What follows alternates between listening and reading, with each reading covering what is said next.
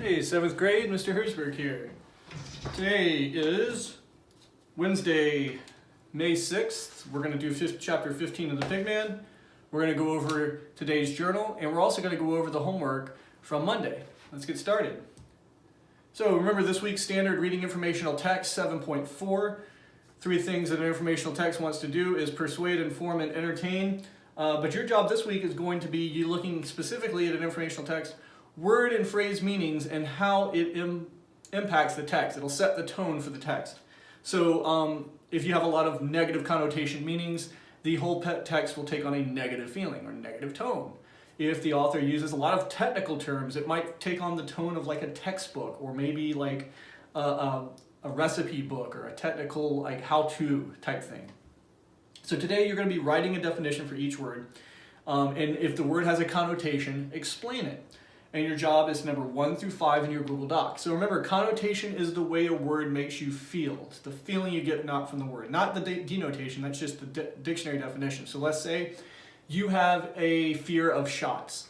You go to the doctor's office and he or she says, "I need to give you a shot."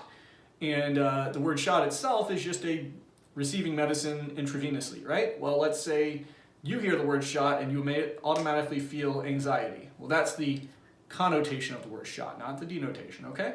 So go through these words, tell me the definition of them, and then give me if they have a positive or negative connotation. So you can put P or N, okay? And the first word is negligent, all right? So you go into the sentence, check negligent, how it's used, and then tell me what the word means and if it has a positive or negative connotation, okay? So good.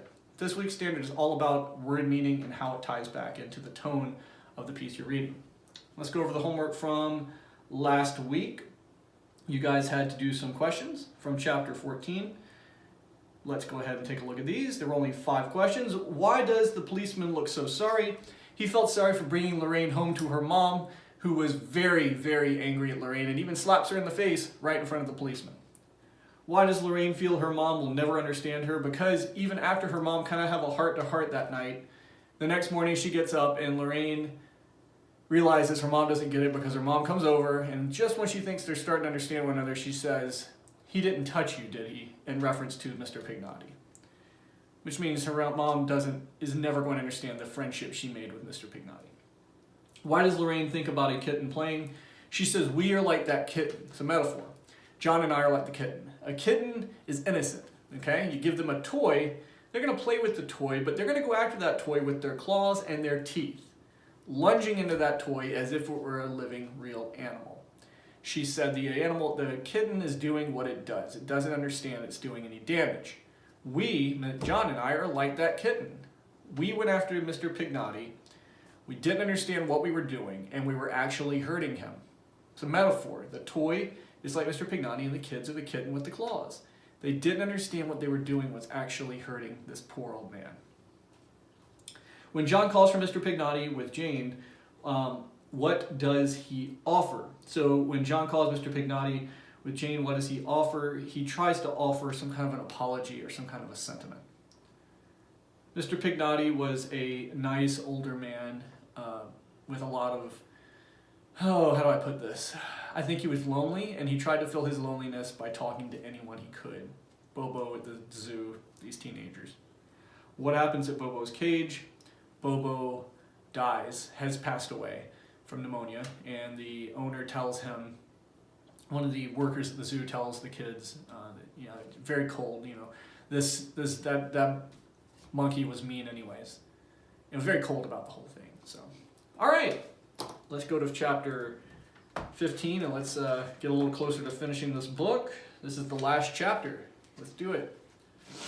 What happened? The attendant asked in a scared, dumb voice. "Oh my God, call an ambulance," I yelled. He looked at me for a moment as though what I said was too complicated to understand, and then he was off. "You better get out of here," I said to Lorraine. When I touched her, she burst into tears and ran out of the monkey house as if she had gotten involved as a witness after all that had happened. I knew her mother would ship her off to a Tibetan convent for 96 years. The lady with the baby in her arms just sneaked out of the door. You could tell she was about to go, "When trouble strikes, I vanish." Then it was me on my knees next to Mr. Pignotti, and just as suddenly as the monkeys started screaming, they all went quiet. One tiny monkey with yellow frames around his eyes pressed against the bars of his cage to watch me take the pigman's wrist. I felt for a pulse, but there was nothing. Lorraine dropped her sunglasses, so I crawled the short distance over to them and back to Mr. Pignati's side. When I held one of the glass ovals near his mouth, there was no breath to cloud the surface. Did you have to die? I wanted to bend down and whisper in his ear. They say when you die, your brain lives a while longer. Maybe he heard me. A small trickle of saliva started from the corner of his mouth. I placed a handkerchief against it and turned his head slightly. What would there be to say even if he could have heard me? Is Mr. Pignati all right? What do you care? Lorraine said that morning. But I did care. She thinks she knows everything that goes on inside of me, and she doesn't know one thing. What did he want from me? To tell you the truth all the time? To run around saying it did matter that I live in a world where you can grow old and be alone and have to get down on your hands and knees and beg for friends? A place where people just sort of forget about you because you get a little bit old and your mind's a bit senile or silly?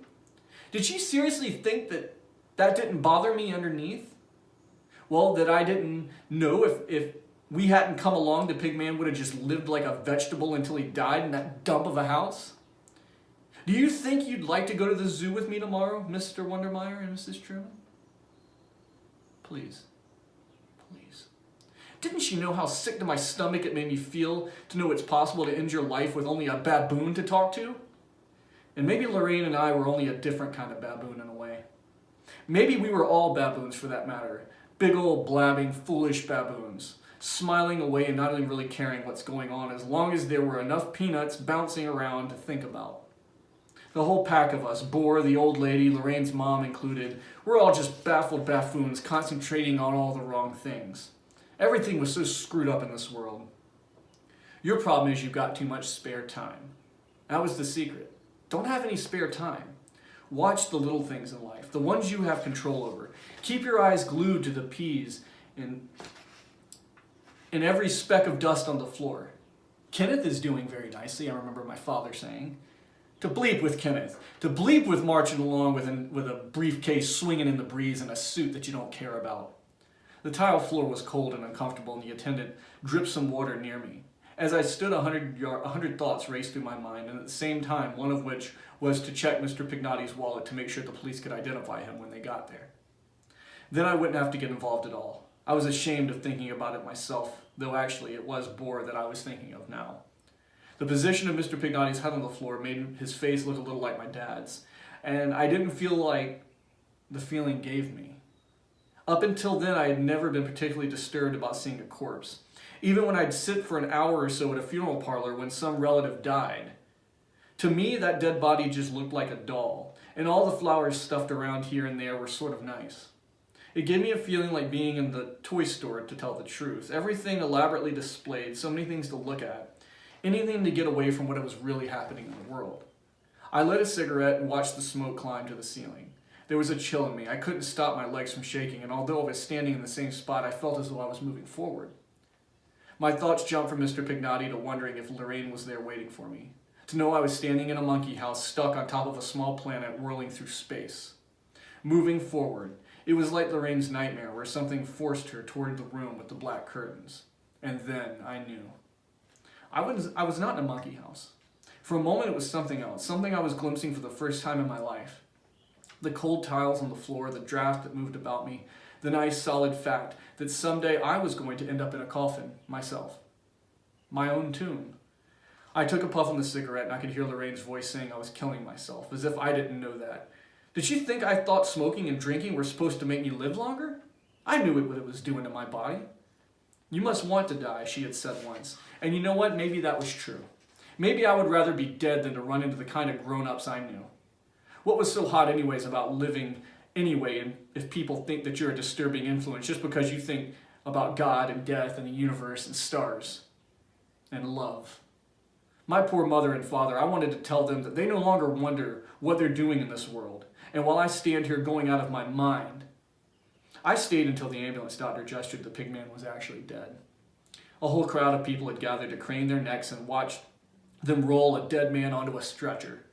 I don't know what they all came for so quickly. It must have been announced over the loudspeaker, "Hey everybody, come into the zoo now and see a dead man in the monkey house, step right up." Special feature today, dead man. Goodbye, Mr. Pignotti, I said, hardly moving my lips. The police and the attendants moved calmly and surely as if they were performing some kind of ritual they forgot the meaning of. I don't think they ever knew the meaning of it. I thought of machinery, automatic, constant, unable to be stopped. The sun came out and I had to cover my eyes. Finally, I saw Lorraine sitting on a bench in the large center mall near the entrance to the zoo. There was a long porch that was heated in some way so that the water wouldn't freeze and kill the fish. She looked strange surrounded by the mist that rose from its surface. Here's your glasses. She didn't answer at first, but just kept looking at the ground. Then she struck out at me as though she was trying to punch me. We murdered him, she screamed. And I turned away because I had been through enough, and I could take all I could stand no more. Here's your glasses, I said again, almost hating her for a second. I wanted to yell at her and tell her he had no business fooling around with kids. I wanted to tell her he had no right going backwards. When you grow up, you're not supposed to go back. Trespassing, that's what he had been doing. I sat down next to her and I lit up another cigarette. I couldn't help but look at the flashing light at the top of the ambulance. They had driven right up to the entrance of the monkey house and it looked weird because it didn't belong. Right in the bright sun, you could see the flashing dome going crazy, pulsing like a heartbeat. And then I saw this ridiculous sight moving towards us from the other end of the mall. A great big fat man in a stupid-looking uniform, clutching a fistful of strings attached to helium balloons that bobbed up in the air behind him. He was hobbling as fast as he could, right toward the monkey house, with this sign around his neck that said, "Buy your funny-faced balloons here." Lorraine lifted her head slightly and watched him go by. Then she broke down crying and I turned away so she was facing the pond and did not even look at me. I noticed a whole school of goldfish practically sticking their noses out of the water because they thought someone was going to feed them. In the deep end, a large carp flipped its tail and then disappeared as quickly as it surfaced. "Let's go home, Lorraine," I said softly, standing behind her. I lowered her sunglasses and she took them, almost dropping them again to get them back on. Her hand lingered near mine and I took it gently. She seemed funny peering up at me at the thin metal rims. We looked at each other. There was no need to smile, to tell her jokes, or run for our roller skates. Without a word, I think we both finally understood. We trespassed too. We went where we didn't belong. And we were being punished for it. Mr. Pignotti paid it with his life. But when he died, something in us also died. There was no one to blame anymore but ourselves. No board, not our mothers, our fathers, or Nortons, or assassins waiting for us at the bridge. And there was no place to hide. No place across any river for a boatman to take us. Our lives were going to be what we made of it. Nothing more, nothing less. Baboons. Baboons. They build their own cages. We could almost hear the pigman whisper as he took his children with him. Hope you enjoyed the book. At the end there, John and Lorraine, John more so, had a awakening moment. And he used the metaphor that Mr. Pignotti was trespassing and so were they. What that means is basically they shouldn't have been hanging out with him because he had already gone through teenage years, and he shouldn't have been hanging out with them because he was an old gentleman now and he had already been through his teenage years.